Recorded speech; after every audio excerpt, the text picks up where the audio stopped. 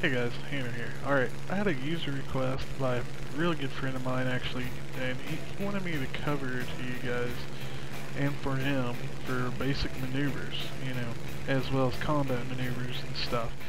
So, you know, I thought it was a great idea because there's a lot of people that are wanting to transition to realistic battle, a lot of newcomers and stuff, so this is probably a good idea. So, I'm going to start off, you know, feeding you guys the absolute basics though, and then we'll move on to more advanced maneuvers from there. For the first basic maneuver, we're going to go in and cover doing a barrel roll. And it's a very simple maneuver, but it can help throw off enemy aim, and can also even put you in a position of attack. Now, to maintain and do a proper barrel roll, you're gonna have to use the, you know, your pitch planes, which are up and down, either by doing W or S or whatever it's bound to, as well as giving an aileron roll, which is roll rate, which is going to be either your A or D key or whatever you have it assigned to. And you give one of these plus the other at the same time, and you will conduct a barrel roll, as demonstrated. Doing a left barrel roll.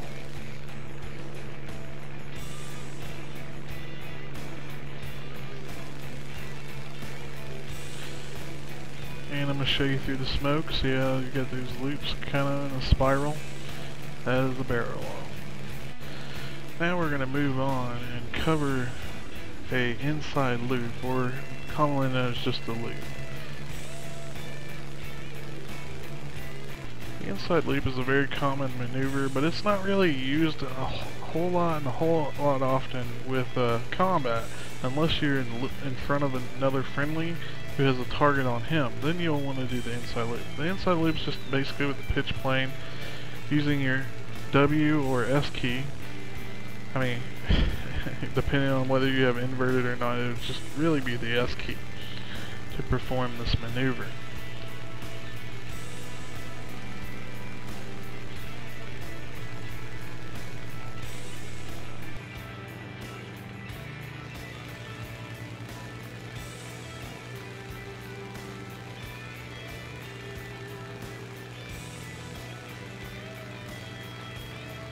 Now we're going to move on to cover a split S maneuver, which requires climbing to having some altitude already. That potential energy is what you're going to use to convert into switch directions, drop your altitude, but pick up your speed. So you have to roll, which involves your ailerons, as just displayed right there. You have to roll over and then pull up on the stick or pitch up the plane, which is going to involve using your S key or W if you have it inverted. Whatever your control is for pitching the nose of the plane in an upward. But since you're upside down, you'll actually be doing it in a downward descending motion like this. You'll pick up speed and you change directions. That is the split S maneuver.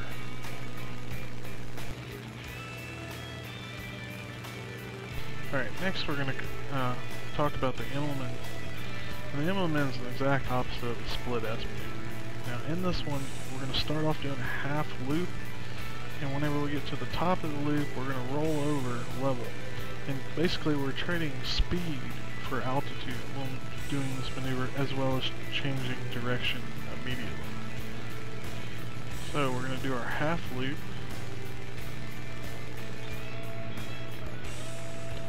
And roll.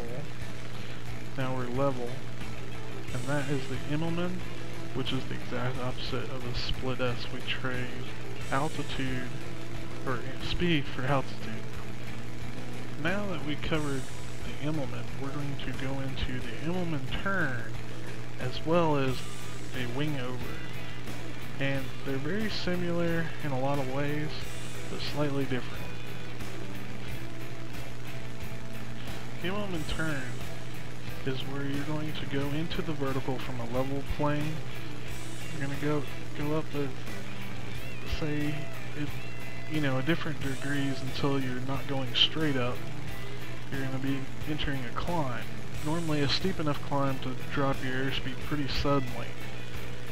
And then toward the point right before stall, which is somewhere around 130 miles per hour, depending on the aircraft that you're flying, you're going to turn before that point, somewhere around 160 to 180, roll while turning until you are going back down in the opposite direction that you were going. So you enter a climb, then you wing over, turn it, and then you roll it down into the direction that you had climbed up. You pick up speed until you're about the same altitude that you had left, and that is the implement turn. It's a good way to maintain speed because whenever you do a straight turn, you're going to lose speed when you come out of it. So you can do this as a little bit at a time. It's not necessarily good for if someone's right on your 6 in gun range, but that's good. Now, this is the wing over. You go straight vertically up, and then just as you're going over, and this is a little bit tricky because you gotta try to keep it your wingtip level, but you give it full rudder by using your Q or E keys to wing it over. And you gotta, like I said, you're gonna have to play with your ailerons to keep yourself level while you do this. Now, using keyboard is much more difficult than using a joystick. And then once you get to the same altitude, you pull out. Kind of the similar idea. You're trading speed for altitude while you do your turn and then getting your speed back. Next we'll be covering the Chantal, which is a French term. It's also known by the pitch back maneuver. It's kind of doing an MOL turn, but you're doing it instead of on a vertical plane, or straight vertical plane, you're doing it at an angled direction. This helps throw off your attacker if you have to do this maneuver while somebody is on your 6. So to conduct the Chantal or the pitch back, is what probably more commonly going to be called. To conduct this maneuver, you're going to roll, you know, until your wingtips are pretty much close to a vertical position, and then you're going to pitch up on the, you know, by applying your S or W key depending on your control layouts. You're gonna turn until you are facing back the direction you came, and then you're going to roll up and level off. Now this is, once again, you're trading some speed for altitude in this turn, but also if you have an attacker that is coming in from not immediate gun range, but from a little bit further out from that, it makes it harder for them to track immediately and can leave you in a better position. As well as if AAA is engaging you from this, this is a typical maneuver used whenever striking ground targets. If there's ground, you know, it's a good way to avoid ground target fire while you're trying to turn around and do another strafe of the target area. Alright, that is all the basic maneuvers that will be covered in this video. My next video is going to be a bit more advanced maneuvers used in attacking and defensive stances, as well as some neutral stances and so forth. Hope you guys enjoyed. If you enjoyed this video, please give me a big thumbs up, and click and subscribe for future content to come. Alright, thank you guys. No, it was my own fault.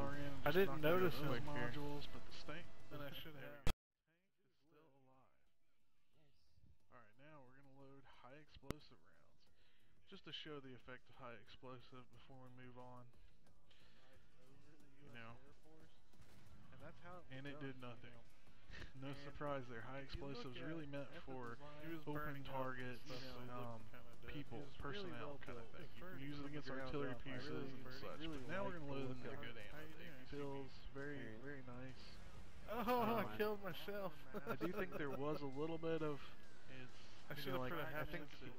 bounces around. It doesn't kept some of the layers, you know, instead of building up from the ground himself. But either way, this is still a really good job, and it's very, very visually appealing.